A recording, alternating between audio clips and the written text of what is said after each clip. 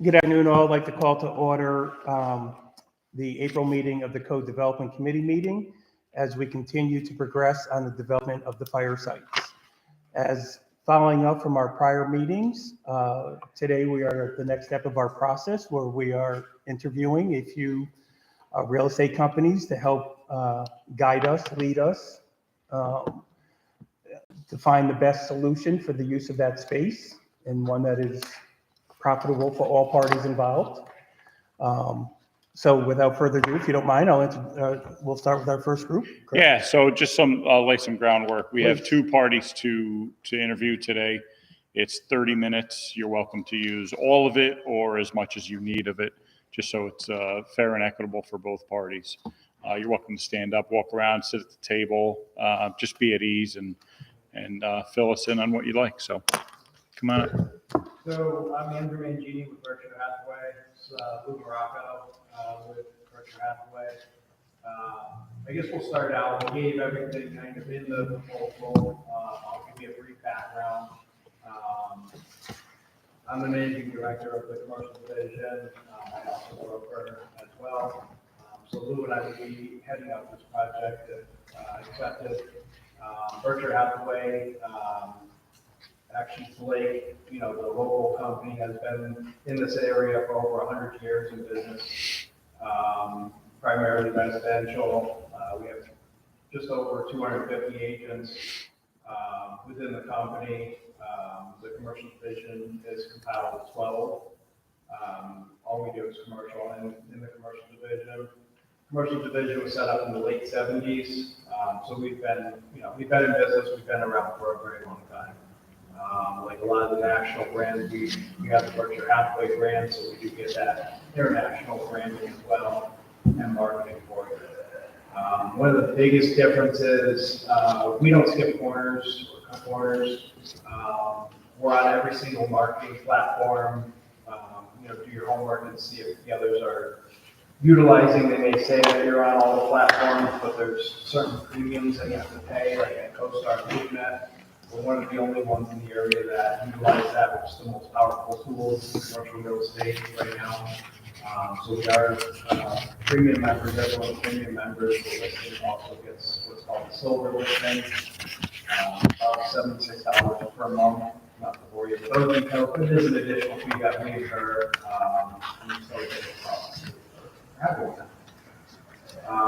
So I think I wanted to just kind of leave this a little bit more informal than you wanted anything before. We did have some questions on the property. So I'll let we were familiar, we're working with IDAs and the purposes of it, not only about selling the property, but about getting the right fit for it. So that's a big part of what we bring. In addition to us, we have an admin and a marketing person. So it's a team effort. And we also try to be creative on board looking. And we go out. That's kind of I would say specialty is getting a fact sheet together that we run through the IDA to make sure you're comfortable with it, and then sending it out to the developers and the people that we think would have the right vision for the properties and what we would look to do. Those are kind of the highlighted points. I gave you, I don't know if you had a chance, but some little links on there, give you samples of some videos we've done in the past, some fact sheets, and kind of gives you an idea of how we approach our marketing materials. I think that's, obviously we record the site, so we're familiar with it. We have certain questions, but over to you guys for questions or anything that you want clarification on what we bring to the table. You want me to? Well, I have a few things. Okay, go ahead. Well, why don't we go around the room? Steve, do you have any questions for that? I not at the outset. Okay. Ed? No. We'll work our way around. Okay. It's all you, Kate. Okay. Hi, I'm Kate Hedgeman. I'm the IDA's counsel, their attorney. Yep. So a few things about, I guess, the process. This kind of goes back, maybe a year and a half even in our journey with this. And we had, as an LDC and an IDA, put out RFPs and different things to gather some interest in the property. And it didn't quite go the way I think any of us thought it would. And so I think one of the things that we wanted to convey is whoever we choose, I'll probably draft a requirements, written requirements for the property, mostly because not only is there rules we need to follow in awarding the property to the prospective buyer, but it isn't a typical real estate transaction where we would just accept a contract proposal. They're literally gonna want, drawings, the actual proposed project, things like, we wanna see it. And, depending upon whether the board wants, both boards wants to move forward, we might ask the developer to come in and present that project, that sort of a thing. So it's a little bit different than general commercial, real estate where it's simply buying a parcel. I think two very important things, and I'll say this again when the other group comes in, but overall, I think the group as a whole would like to see a project other than housing. We've had a couple housing proposals that kind of fallen flat, weren't approved or weren't really supported by both groups. So that really is something, and I think the reason why we went more towards a commercial broker than necessarily residential. And as an IDA, the legal requirements that we have, as opposed to a different type of seller, is we really need a project that adds to not only the location, the downtown corridor, but also spurs economic development. We want it to create jobs. We want the community to be able to interface with whatever's there. What else did we talk about? But it really needs to be business development related and to generate sales tax, to create jobs, things like that. Yeah, As an IDA, I think they should be clear too, that just because this is a joint with the IDA, that they don't automatically get IDA benefits. Correct. If they purchase the property, which you're going over, Kate, if they create those, if they create jobs and things of that nature, then they have the possibility. On the other hand, if it's a really good project, That's- we do have those Real good benefits to project. offer, right? But again, that would be a separate. That's a unique thing. That would be separate code of development. Of course, absolutely. The IDA board would have to approve. Correct. Those benefits. Well, just so we're clear, it's not entirely true. Where I was going with this is because the IDA owns the property, it has nothing to do with pilots or anything else. We have the same requirement. So I just wanted to make sure that you understand that. We're familiar, we currently represent a number of meetings. Okay. We're familiar with that process and the rules. So we're, and communicating the message that it's not tied together, maybe and we're open. And this is also something that we know we're not going to get rich off of. The IDA is not going to get rich off of. This is more, we want the prestige of it. We want to represent the IDA, get our name out there, be a part of a bigger project. It's not the paycheck that's, because at the end of the day, the site's probably going to go for very little, and the incentives are going to be the driving point. And then I think one of the other pieces of it, it does have to be approved not only by this committee first and recommended, but it has to be approved by both boards. So, conceivably, one board could like it, one board could not, or, there might not be enough interest on either board to carry a vote. So, little wrinkle there, but for the most part, I think all the parties involved want to see a great, development here. So, what else did we say? One question, right? Did the last groups that came in last year, did they come in with a mixed-use project, or you're not interested in mixed use at all? Some of it was mixed use, yes. Yeah, okay. But I think, and as you know, with IDAs and housing or IDAs and retail, retail we can't do. Yep. And housing is sort of one of those, do IDAs really want to do housing? And what the cost of, I was talking to another IDA this morning, the cost of construction, Yeah. you need a pilot, you need something. So, I think any project that gets approved, the IDA also, if there's a request for benefits, has to really think about, would we give those benefits? Because it makes no sense to pull, a developer through a project and then Right. ultimately not want to deliver the benefits, so.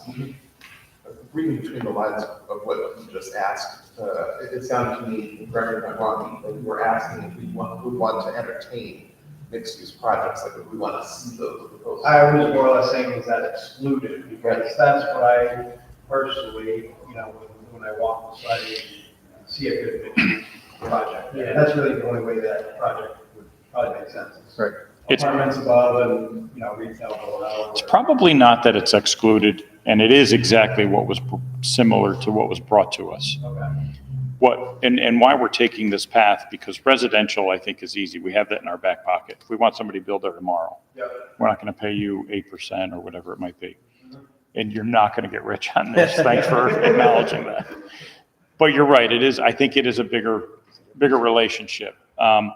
So what we're looking, and to use a term that one of our board members used, we're looking for that transformative project. We're looking for a bigger relationship that could sustain in other areas in the city of Cohoes and begin to, even our neighboring communities, I think we need to begin working with some of the smaller communities around as well. So is it possible to have a mixed use? Absolutely. Do we want mixed use just for the purpose of building some commercial? Well, that doesn't transform us. But do we have a real tenant? Do we have a firm? Do we have something that's set to come into that other piece? Then that's a difference, right? Yeah. And I think that's what the board is looking for. And to define what Kate is saying about the boards, we have a co-development committee here made up of the CLDC and the CIDA. So it's a split decision, if you will. This committee is both. We'll decide on what we choose, and then it goes to each board as well for approval. So it's kind of crueling for this little bit of a project. But, So oral communication and like for pricing, and any adjustments would go through this board initially? yes. And then like for fact sheets and you would review it here and then it would be sent out? Yeah, I'll probably be your point of contact, and then I'll communicate with everybody. It's not uncommon. Right. We're used to that. Sure. Yeah, I mean, for the marketing stuff, that doesn't need to go to the full board. I mean, No. For you to approve a spec sheet or something. Right. No, You can I, have. I think. No, we're signing off on a level of trust, whoever we I think choose. pretty much if our committee Yeah. can agree on that, I would presume that then our two members go back to our Yeah. board, and your two members go back to your board. They may have some additional questions, but Right. I think if this board feels comfortable with making the recommendation to the board, I think that, not saying it's going to be a slam dunk, but I Right. think that should make it pretty easy for those boards to approve. So. No, agree. So as you can see, you have a board full of entrepreneurs who are doing a government project, so we promise we will make this as excruciating as possible. So you can have the ability to not make a whole lot of money, but it is transformational, and that's what we are looking for. Something out of the box. As Pete said, I couldn't concur more. Residential is easy. If this was easy, we wouldn't be going through this additional exercise. Everybody at this board here wants to see contractors on that site more than life itself right now. But we also understand that this is something in 20 years from now we want to look back at and understand that we did take our time and we did make the right choice. So whoever we work with, we want to make sure that they understand the importance of that. And then what, also as Pete was saying, is it can grow from there too, the relationship. But I think outside the box and transformational are two words I think I'd like to at least attempt to. If it was just doing residential apartments, that would have been done already.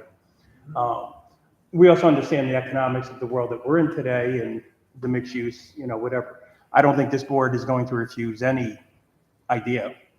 I think we want to, as crazy as it is, who knows? Why not? So I didn't think a company delivering cookies at night was a interesting business model. Now I find out it's a national company and we've used them and it's a pretty damn good business idea. So you really don't know sometimes. To me, it was crazy and there I am ordering cookies at 9 o'clock at night. So what do you know? So I mean, honestly, is there one that needs a factory there to expand their area, to make more cookies? Who knows? But, so. One of the obvious parts of the question, so it's just the environmental. Is there any testing been done? Yes. We're assuming it's clean, correct? Actually, I'm not assuming. No, but it's shockingly not as bad as you think either. It's not what you expect it to be. We have a phase 1 and a phase 2. Okay. And it's, for all intents and purposes, it's fine. Okay. And we'll share that if Yeah. with the chosen. Once it's awarded. Yeah. Right. But yeah, it's nothing. Okay. Speaking of, so if we couldn't make it more complicated and drag this out more for you, there is a call in the city too, if the Powertain building as is could be worked into any project, that would go a long way in the consideration. That's the corner gas station. That is there. Right, Yeah. right. Not as obviously a repair shop, but well, I guess I take that back. Who am I to say no? But that, that has been brought up by many in the city that they would like to see that saved somehow. By no means do I believe it's a deal breaker, but It's not to have it considered at least. Yeah, it would certainly be easier just to scrape the site, but if it were a deal breaker, there's also ways to build.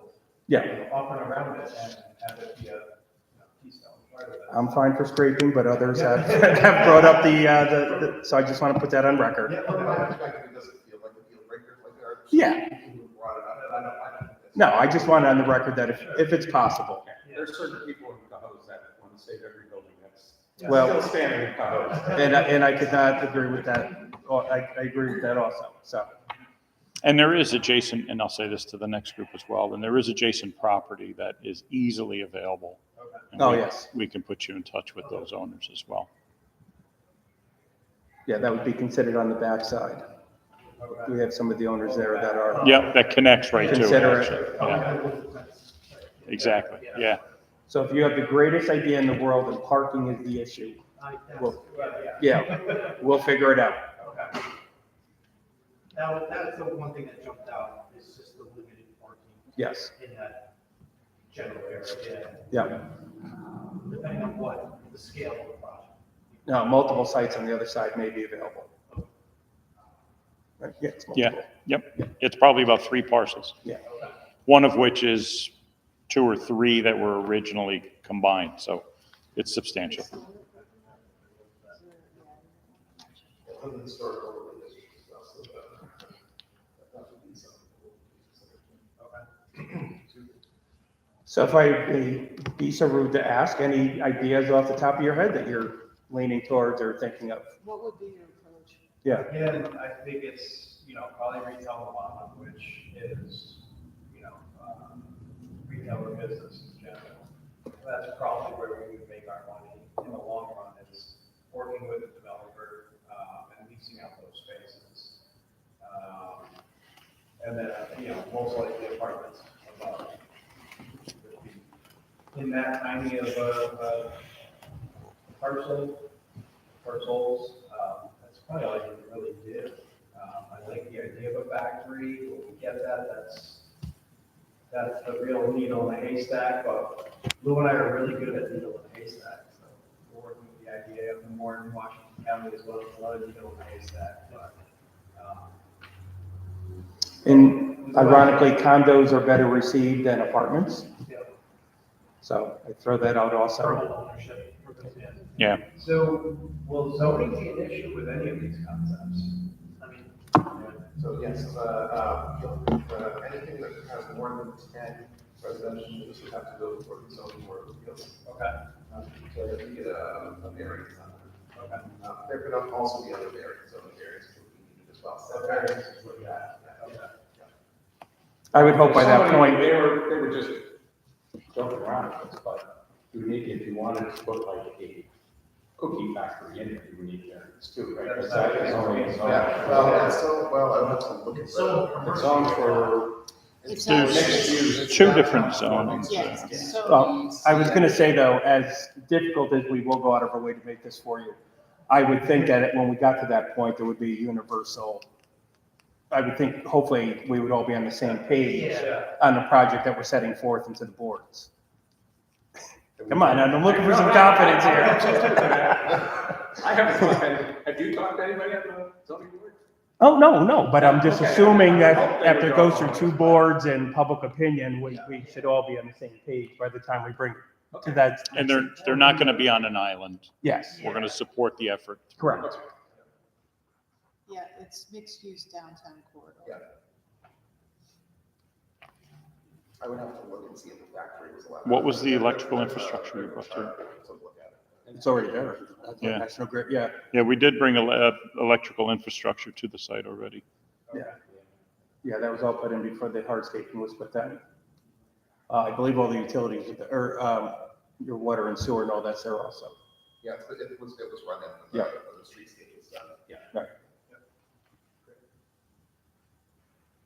Just, what do they call it, a start, it was start. Right. Other questions? We're winding up on time here, so. As it's listed, as it is in its current state, I've just about cleared all the overnight parking ridiculousness that's taken place there. There's one other car that's leaving Monday. Cars do park there for businesses as it is right now. Is there a state in which you'd prefer to have it kept in during this? That's a good question. But with the cars parking there, Yeah, or I mean, there's no overnight just parking? make, someone go in there maybe weekly and just picking up garbage. Okay. Nothing too crazy, but nothing like antifreeze is probably the last thing you want sitting on the ground. Sure. That's gonna be a trigger, so. Okay. Because automotive use to begin with, that's gonna be a trigger. Yeah. That's good. Was there a dry cleaner there? No. No. We have, yeah. That would create its own problem. Oh, yeah. We already Yeah, identified, I saw that one. the city about 10 years ago identified all the dry cleaner locations in the city. Good.